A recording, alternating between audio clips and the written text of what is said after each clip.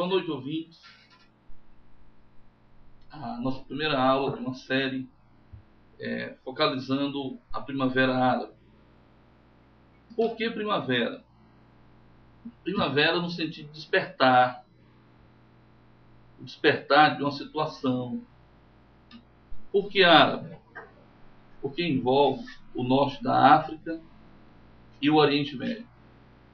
Aí no norte da África nós vamos ter países como Tunísia, Marrocos, Líbia, Argélia, Egito.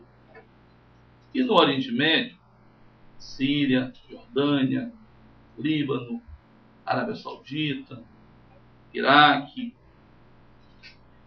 Então, dentro desse conjunto de fatores, você tem um termo Primavera Árabe, um despertar de uma situação envolvendo o povo árabe, um povo muçulmano. E a característica marcante do mundo árabe é os governos com ditadores. Ditadores esses que costumam ser corruptos e são ditadores que concentram renda em suas mãos e que normalmente têm contas milionárias em paraísos fiscais, que são aqueles lugares onde você pode chegar com uma grande importância em dinheiro, guardar esse dinheiro, depositar esse dinheiro, sem que queiram saber a origem desse dinheiro. Esses ditadores governam sem grande preocupação com a população. Então nós podemos dizer que a maioria da população vive numa situação, primeiro, sem liberdade. Segundo, com péssima qualidade de vida, com relação à moradia, educação, saúde, e uma população com uma alta taxa de desemprego. E em função da crise econômica, essa situação se agravou no mundo árabe. E aí, em função das péssimas condições de vida, vai haver o surgimento do movimento conhecido como Primavera Árabe. Onde é que esse movimento vai iniciar? Ele vai ter início na Turquia. Na Turquia, a economia informal é proibida. Mas alguns camelôs trabalham dando propinas aos policiais. Então, um camelô de 26 anos tinha uma barraca de frutas em uma determinada praça da Turquia e ele trabalhava porque dava propina aos policiais. Mas ele se cansou disso e resolveu não mais pagar os policiais para poder funcionar como camelô. Os policiais quebraram sua barraca, bateram nele, e ele, revoltado, procurou as autoridades para denunciar a situação ocorrida. Não foi recebido, resolveu jogar gasolina no corpo e tocar fogo. Mas ele é socorrido. Alguns dias depois, ele morre. Isso gera uma revolta na população da Tunísia. A população insatisfeita com o dirigente Ben Ali, no poder já há 23 anos, e com a situação que a própria população vivia, de desemprego, péssimas condições de moradia, de educação, de saúde, sem liberdade, a população resolve ir às ruas, derruba o ditador, e aí é que vai surgir a importância da globalização, a importância da terceira revolução industrial, que é a revolução técnico-científica informacional. Porque com a terceira revolução industrial, nós temos as redes sociais. Então as imagens da Tunísia, do povo da Tunísia, derrubando seu ditador, percorre todo o mundo árabe. E aí vai haver um efeito dominó. Se a Tunísia consegue derrubar seu ditador, por que que nós não vamos conseguir derrubar o nosso? Então, no Egito, vão ocorrer revoltas, e essas revoltas vão provocar a derrubada do Mubarak no poder há 30 anos no Egito. Logo a seguir, essas revoltas se estendem para a Líbia, onde você tinha Gaddafi no poder há 42 anos. Gaddafi também cai, e no Iêmen, Saleh, no poder há 33 anos, também renuncia. Tudo isso por influência das redes sociais, na organização, para saber o que está acontecendo em um país distante. E na Síria, até hoje, existe uma rebelião na tentativa de derrubar o governo de Assad, que pode ser a próxima vítima, no poder há 12 anos. Então, a queda dos ditadores, elas vão acontecendo uma a uma. E as redes sociais tiveram uma participação muito importante nessa queda dos ditadores. Qual é a característica marcante desse movimento da Primavera Árabe? Primeiro, que não é um movimento de caráter religioso. Ele não tem um caráter religioso. Ele é um movimento por liberdade e um movimento popular. E a maioria da população que participa é população jovem. E aquela população que não vê perspectiva de um futuro melhor. Daí, a população vai à luta, se manifesta, em busca de melhores governantes e de uma melhor qualidade de vida. As potências ocidentais, elas sempre deram apoio às ditaduras do mundo árabe. Vamos fazer uma seguinte relação. Qual era o interesse das potências ocidentais de dar apoio aos ditadores do mundo árabe? Primeiro, dando esse apoio, não haveria o perigo de chegar ao poder um governo religioso fundamentalista, um governo religioso fanático, que poderia romper com as potências ocidentais. As potências ocidentais apoiando esses ditadores, vai ter um outro fato importante: a maior facilidade para o escoamento do mundo árabe.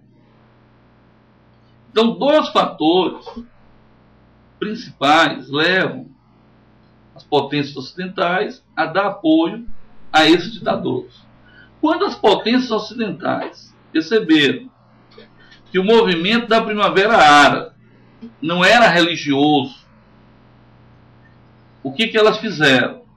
As potências ocidentais viraram as costas aos ditadores e deixaram que eles fossem caindo.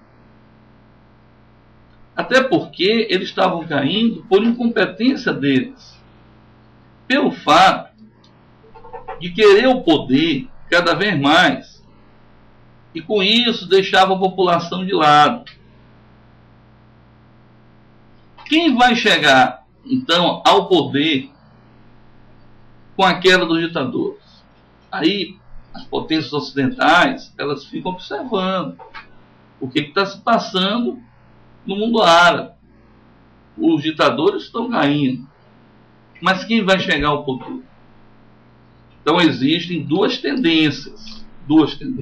Chegar ao poder grupos moderados que para as potências ocidentais seria bem interessante, ou então chegar ao poder grupos radicais, grupos fanáticos, que para as potências ocidentais não seria interessante. Ao meu ver, há uma forte tendência de alguns grupos radicais, religiosos, islâmicos, chegarem ao poder pela sua maior organização e pela grande influência de capital que jorra nesses grupos. Capital oriundo de petróleo e capital oriundo também de países que patrocinam esses grupos radicais com forte tendência ao terrorismo. Então, tem que se aguardar para ver o caminho que a Primavera Árabe vai seguir com a queda dos ditadores. Vamos pegar um caso específico do Egito. No Egito, o Mubarak caiu. Ele caiu. Quando o Mubarak cai, tem eleições no Egito. Nessas eleições participaram partidos moderados, partidos radicais. Quem ganha a eleição? A Irmandade Muçulmana, que é um grupo com fortes relações com o grupo Al-Qaeda. Ao chegar ao poder, assume o presidente Mursi. Como ele assume, e nos primeiros meses do seu governo, ele já age como um ditador, aí a população do Egito vai novamente às ruas. Agora, para derrubar o substituto do ditador anterior, que está agindo como ditador. E conseguiu derrubar. E atualmente o Egito está sendo governado por uma junta provisória, com apoio dos militares, para que daqui a 6 meses possa haver eleições novamente no Egito. Então tem que se aguardar o andamento da Primavera Árabe, para que rumo vai seguir. Como eu estou dizendo, há a tendência de grupos moderados chegarem ao poder e a tendência de grupos radicais. As potências ocidentais ficam ali observando, ficam ali olhando, na esperança de que grupos radicais não cheguem ao poder, e sim grupos moderados. Vamos trabalhar agora algumas questões. Nós temos 3 questões para serem trabalhadas. Com calma, nós vamos fazer a leitura, para que o que foi colocado possa ser reforçado. Antes disso, eu quero mandar um beijo carinhoso às minhas 3 mulheres. Porque eu sou um homem feliz, porque eu tenho 3 mulheres. A Maria Fernanda, a Maria Carolina e a Lúcia Fernanda. Um grande beijo às minhas 3 mulheres. Então vamos ver a primeira questão. No mundo árabe, países governados há décadas por regimes políticos centralizadores contabilizam metade da população com menos de 30 anos. Desses, 56% têm acesso à internet, sentindo-se sem perspectiva de futuro, e diante da estagnação da economia, esses jovens incubam vírus sedentos por modernidade e democracia. É a falta de liberdade do mundo árabe. Em meados de dezembro, um tunisiano de 26 anos, o camelô, que nós falamos ainda agora, vendedor de frutas, põe fogo no próprio corpo em protesto por trabalho, justiça e liberdade. Esse camelô, ele não imaginava o que ele estava causando. Ele não tinha a menor ideia do que ele ia causar.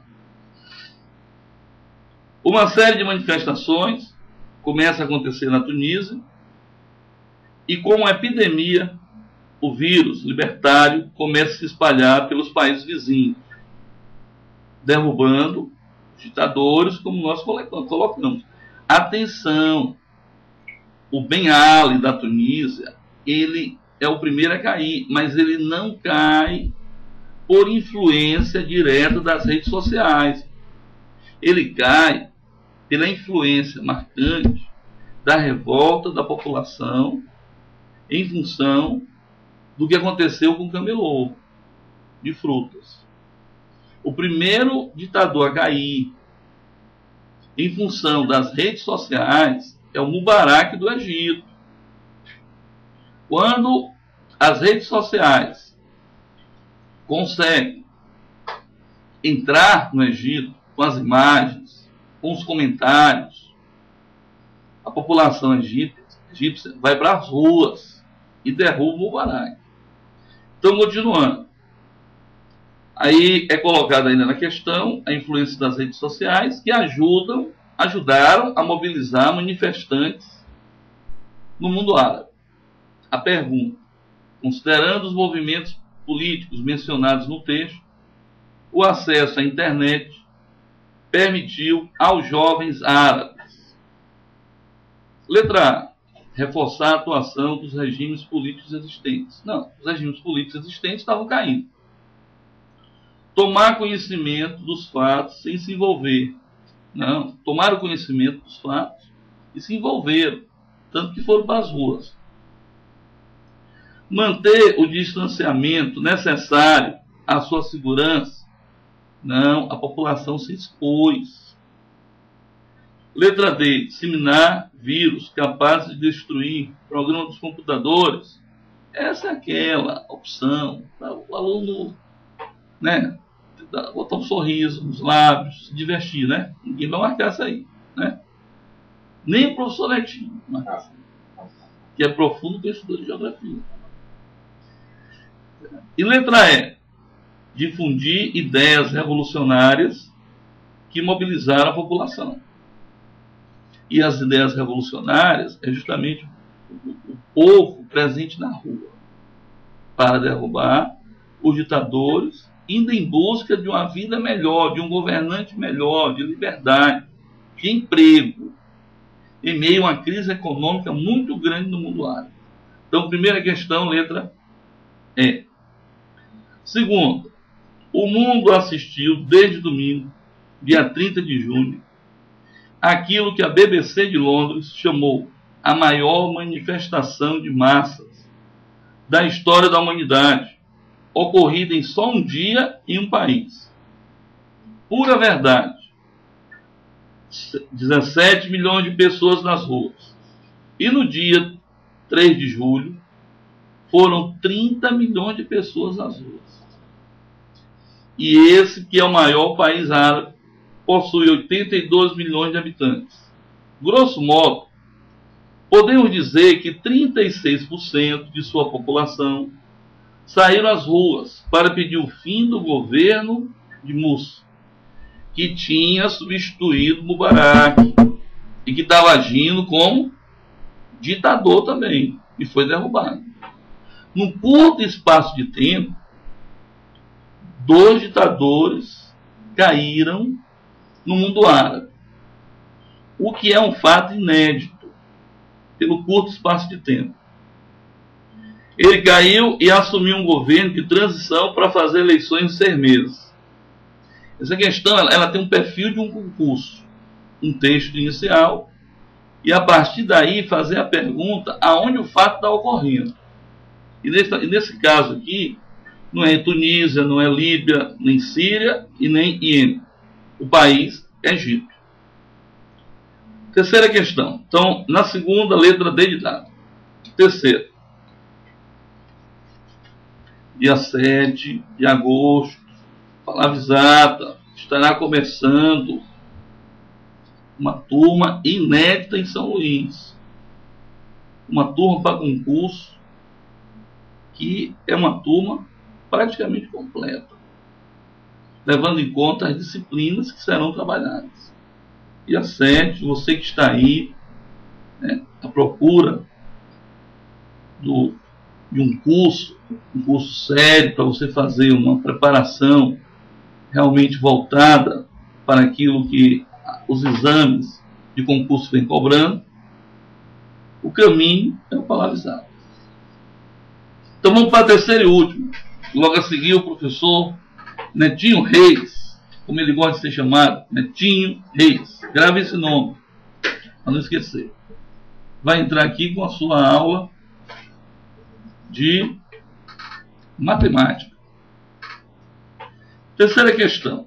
A renúncia de Mubarak, no dia 11 de fevereiro de 2011, representou a primeira revolução que teve como arma os meios técnicos, científicos e informacionais, fortalecendo os gritos de liberdade pelo Oriente Médio. Um elemento da terceira revolução industrial que favoreceu a revolução do povo egípcio. Está expresso. Vejam que as opções, elas são absurdas. Ó, tu percebe que na letra A, quando ele fala de capitalização dos grupos revolucionários, perde logo o sentido. Esses grupos revolucionários têm uma origem pobre, bem humilde, o que representa a maioria da população desses países árabes. Então descarta a letra A. Na letra B, quando fala que a transnacionalização das grandes empresas bélicas é que gerou esse movimento, também não tem sentido. As empresas bélicas são as empresas fabricantes de armas. A movimentação, ela não tem esse caráter bélico. Não tem. Na letra C, contração do espaço geográfico, que derrubou todas as barreiras e fronteiras, permitindo assim que as informações sobre as manifestações populares rapidamente fossem disseminadas, coibindo as ações repressoras dos militares de Mubarak? Não. Os militares do governo tentaram contornar a situação. Não tem relação. Letra D. Desenvolvimento dos setores informacionais que permitiram um acesso homogêneo. Esse acesso não é homogêneo. Não é. Porque, de certa forma, os meios informacionais, existe neles uma certa exclusão com relação a eles. E letra E. O processo de aniquilação do espaço pelo tempo, que acelerou a velocidade das trocas informacionais, possibilitando o desenvolvimento de redes sociais, que tiveram um papel decisivo na Revolução Egípcia. É o mundo da globalização, é o mundo da rapidez. As redes sociais, elas têm um papel muito grande nessa rapidez. Assim, nós estamos concluindo essa primeira aula de atualidade e conhecimentos gerais. Quero encerrar lembrando que o Palavrizado é feito de um grupo de funcionários, um grupo extraordinário. E é muito bem escalado pelo Netinho e pela Josefina. Eduardo, Milza, Dejane, Railson, Marco Aurélio, seu Magno. É uma seleção. Então, meu muito obrigado e boa noite. Muito bem, pessoal, vocês ouviram aí a aula do professor Saul Filho, uma aula muito bem explicada, trazendo informações realmente contemporâneas e que deve, com certeza, estar presente em provas de atualidades dos concursos públicos. Também serve aí para a galerinha que está estudando para o Enem.